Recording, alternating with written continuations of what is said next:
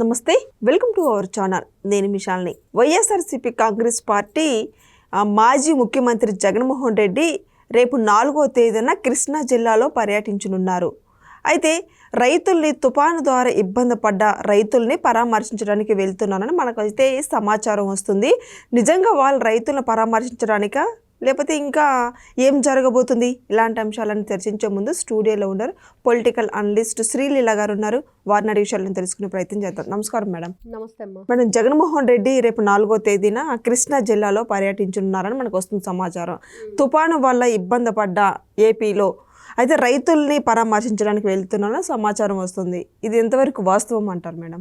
అవాస్తవం ఇదైతే చెప్పొచ్చు ఖచ్చితంగా. ఎందుకంటే జగన్మోహన్ రెడ్డి గారు మొన్న వచ్చి తాడేపల్లి ప్యాలెస్లో కూర్చొని వీడియో కాన్ఫరెన్స్ పెట్టి అక్కడున్న వైసీపీ నాయకులందరికి కూడా ఆ వీడియో కాన్ఫరెన్స్లోనే సలహాలు సూచనలు ఇచ్చి తుఫాను తీరం దాటిన వేగం కంటే వేగంగా ఏపీ నుంచి వెళ్ళిపోయాడు బెంగళూరుకి అని చెప్పి సోషల్ మీడియా అంతా కూడా చక్కెరలు కొట్టిన పోస్టులు చూసాం. అవన్నీ ఎంత వేగంగా వచ్చాడు తుఫాను వెళ్ళిపోయిన తర్వాత. మరి తుఫాను వెళ్ళిపోయిన వెంటనే మళ్ళీ ఆయన రావటం వెళ్ళటం రెండు జరిగిపోయినాయి.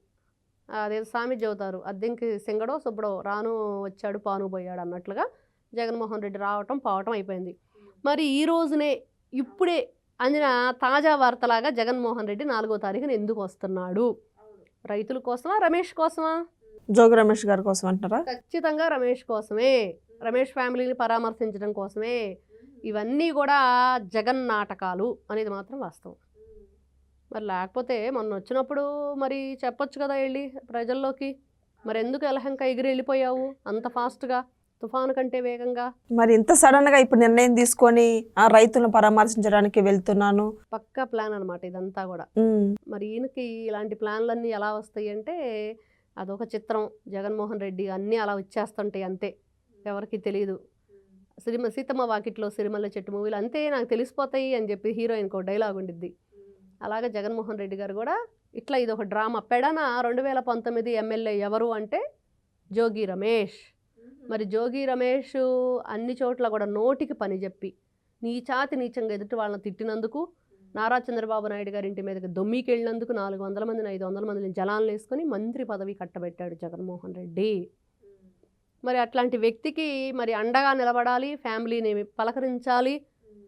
ఇప్పుడు ఎందుకు కృష్ణా జిల్లానే ఎందుకు ఎంచుకున్నాడు అసలు? అవును, ఇట పెడనం మచిలీపట్నం ఈ 2 ఊర్లోనే పరామర్శించడానికి రైతులను వెళ్తున్నారని వస్తుంది. మరి రైతులను పరామర్శిస్తారా, రేపు వెళ్ళి మరి జైలు దగ్గరికి వెళ్ళి జోగి రమేష్ పరామర్శిస్తారా? ఇక్కడ జైలుకి వెళ్ళడు కానీ ఇంటికి వెళ్తాడు ఖచ్చితంగా.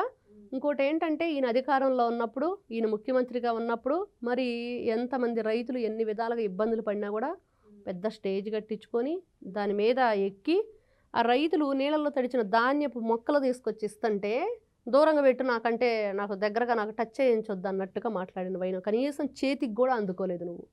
మరి నువ్వు ప్రజాప్రతినిధివా? ఈ రోజున రైతులు కష్టాలు తీర్చడానికి వస్తున్నావా? రైతులను పరామర్శించడానికి వస్తున్నావా? దొంగలు పడిన 6 నెలల కుక్కలు మరిగినట్టు మొన్న వచ్చావు కదా, వచ్చినప్పుడు మరి పరామర్శించవచ్చు కదా. ఆ రోజులేంది ఈ రోజు ఎందుకు కలిగింది రైతుల మీద సడన్గా ప్రేమ? అంటే అది రైతుల మీద ప్రేమ కాదు, రమేష్ మీద ప్రేమ అనేది మాత్రం ప్రజలందరూ కూడా ఇట్లా కొడితే అట్లా వస్తుంది గూగుల్ అన్నట్లుగా వాళ్ళు ఒక్క మెతుకు పెట్టుకుంటే చాలు అన్నం ఉడికిందో లేదో చెప్పేయచ్చు. మరి జగన్మోహన్ రెడ్డి గారు ఎందుకు ఈ ప్లాన్ వేశారంటే రమేష్ గారి కోసమే, రైతుల కోసం కాదు. ఇది మాత్రం వాస్తవం. 100కి 100 పాళ్ళు వైఎస్ జగన్మోహన్ రెడ్డి గారి పర్యటన రైతులకి అండగా నిలబడతానో, రైతుల కష్టాలు తెలుసుకుంటానో, రైతుల నష్టం పూడ్చుతానో అనేది కాదు. జోగి రమేష్ నా నేత, నా బీసీ సామాజిక వర్గానికి చెందిన నేత, నా నేతను అక్రమంగా అన్యాయంగా అరెస్ట్ చేశారు మరి అని చెప్పేసి అక్కడికి వెళ్ళి ఖచ్చితంగా రేపు ఇదే మాట్లాడతాడు తప్పించి రైతుల గురించి మాట్లాడు.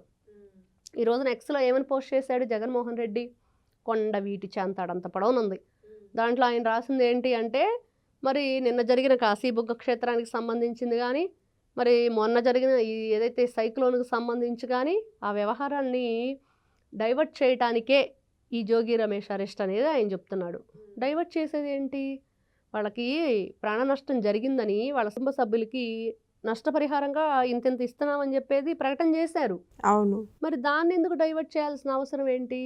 ఇక్కడ జోగి రమేష్ ఎందుకు అరెస్ట్ అయ్యాడు ఆయన చేసిన తప్పులేంటి, గతంలో ఆయన చేసిన ఏదైతే మోసాలేంటి, ప్రజలు అక్కడున్న స్థానికులు చెప్పిన నిజాలు వింటుంటే ఒక్కొక్కరికి బుర్ర గిర్రం తిరుగుతుంది. ఈరోజు కాశీ బుగ్గ ఘటనలో జరిగిన అయితే ఏదైతే ఉందో అది ఈరోజు వైసీపీ వాళ్ళు విడతల రజనీతో సహా నిరసన కార్యక్రమం చేస్తున్నారు. నిరసన అవును. క్యాండిల్ ర్యాలీ లాంటిది ఏదో చేపెట్టారు. అంటే వీళ్ళు దేనికోసం, ఎవరిని ఉద్ధరించడానికి? వీళ్ళు అధికారంలో ఉన్నప్పుడు జగన్మోహన్ రెడ్డి సతీ సమేతంగా గుడికి వెళ్ళడు, సతీ సమేతంగా భగవంతునికి పట్టు వస్త్రాలు సమర్పించడు. వీళ్ళు గుడి సెట్టింగ్ లేపించుకొని తాడేపల్లి ప్యాలెస్లో అక్కడ సంక్రాంతి సంబరాలు చేసుకున్నారు. మరి ఇట్లాంటి వ్యక్తులు ఈ రోజున ప్రజల మీద వీళ్ళు ప్రేమతోటి సంఘీభావం తెలుపుతున్నామంటే ఎవరైనా నమ్ముతారా? మరి డాక్టర్ సుధాకర్ చనిపోయినప్పుడు ఎవరు సంఘీభావం తెలపలేదు ఎందుకు? అమర్నాథ్ గౌడ అని పెట్రోల్ పోసి తగలబెడితే 10th క్లాస్ పిల్లాన్ని ఎందుకు సంఘీభావం తెలపలేదు? ఎందుకు మీరు క్యాండిల్ ర్యాలీ చేయలేదు ఆ రోజున? క్యాండిల్ ర్యాలీ చేస్తూ కూటమి ప్రభుత్వం పట్టించుకోవట్లేదు, చంద్రబాబు నాయుడు పట్టించుకోవట్లేదు అని నిరసన కార్యక్రమం చేస్తున్నారు. అది జరిగిన వెంటనే ఫస్ట్ అందరం కూడా ఒకటే చెప్పాం, ఇది ప్రైవేటు వ్యక్తుల చేతుల్లో ఉంది. ఆ పెద్ద ఆయన ఎవరైతే ఉన్నారో ఆయన నిర్మించాడు, పర్మిషన్ లేకపోతే పర్మిషన్ ఎందుకు తీసుకోవాలని చెప్పి మాట్లాడుతున్నాడు, అంతా వెంకటేశ్వరుడే చూసుకుంటాడని చెప్తున్నాడు. మరి ప్రభుత్వానికి సంబంధం లేని దానిలో వాళ్ళు ప్రైవేట్గా దాన్ని నడిపిస్తున్నప్పుడు కేంద్ర ప్రభుత్వం స్పందించింది.